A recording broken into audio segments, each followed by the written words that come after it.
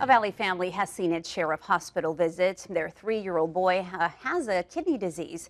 The Salinas family is raising awareness now about the importance of registering to be an organ donor.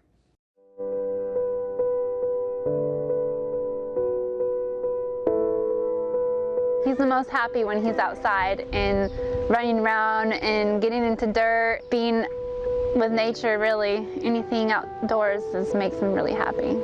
He loves people, that's for sure. He has that heart. He thinks everybody's kind, and that's how he is to everybody. Watching your son go, or any child go through that much pain, it's hard to think about, and you try not to think about it as much. You try and just live day by day. You don't know what the next step is. You don't know what's going to happen tonight, tomorrow morning, what he can wake up with, what he can go to sleep with. I hope one day he'll see how hard we have worked to keep him so healthy, and I hope that he goes to school one day and becomes something in this world. That he's able to grow up into a healthy young man. Well, joining me now are Sarah and Austin Salinas and Marcela Corona with the Donor Network West. Nice to have you on our program. Thank you. Nice to have you too, Austin. We just saw you on TV. Yeah? You're very welcome. So Sarah, tell me a little bit, first of all, how's he doing? He's doing very well at the moment. He's healthy. His creatinine levels are perfect. So his kidney function is doing very, very well. Okay. So what exactly was his diagnosis? He was diagnosed with hydronephrosis, which is urine backed up into the kidneys. So that had inflammation of the kidneys and the uterus. Okay. So it's my understanding that you knew while you were pregnant, right, that there was going to be some issues later Correct. on? Tell me about At 19 weeks, the doctor had told us that he had hydronephrosis, and not to be worried about it, but to get it checked up. So we did follow-up appointments, and he still had hydronephrosis. So at 31 weeks, they had admitted me into the hospital because my amniotic fluid was too low. Okay. So we were admitted, and then I waited and waited, and at 34 weeks, I had him. Oh, wow. Okay. So right now you said he's doing better, right? Yes. Or he's doing okay? He's perfect. He's healthy. Oh, wonderful. So is he on the donor list? He's on the inactive list. What does that mean? Which means he doesn't need a kidney right now, but if he does, his kidney function does fail, he will be on the active list. Okay, I see. So basically he's on there, and in case one day in the future he will need it, he's already kind of going up on that list as the time progresses. Okay, wonderful. So how does this make you all feel? I mean, are you nervous constantly? Are you wondering about what's going to happen? Yes, nervous is everything.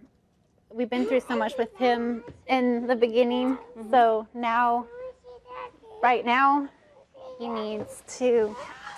He wants his ball, I think. That's okay, Austin. You want to get up? That's okay. All right, go get it.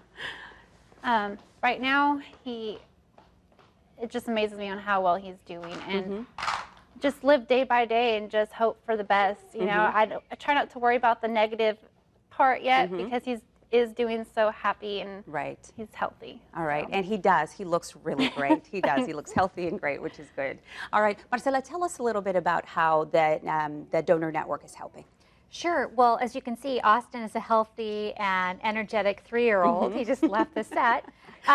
So he's helped us in terms of sharing his message and with his family, and sharing it with our community and even the broader community.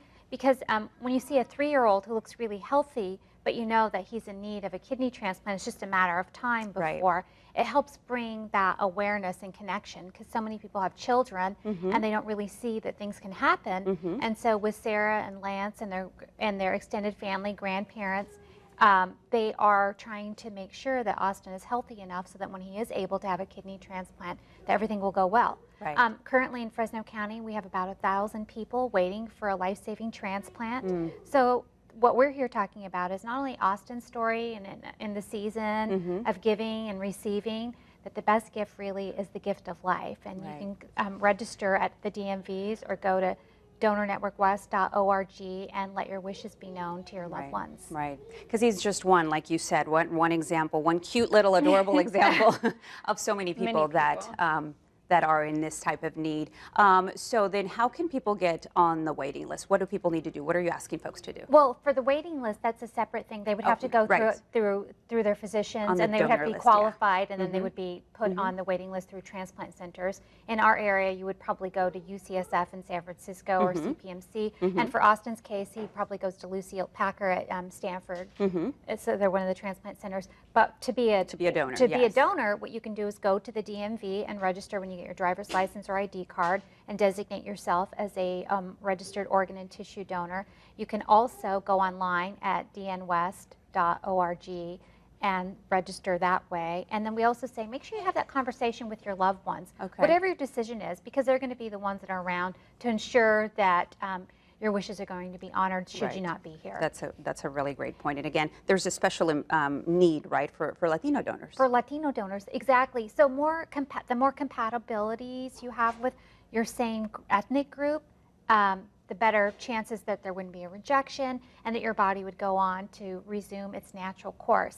That doesn't go to say that there aren't medications that can help to combat some of those rejection issues, but we're just saying more likely if you blood type, tissue type line up, then more than likely that it would be a compatible transplant. Okay, all right, wonderful. And Sarah, I'll let you close out by telling us, what would you tell folks out there in terms of, signing up, becoming a donor?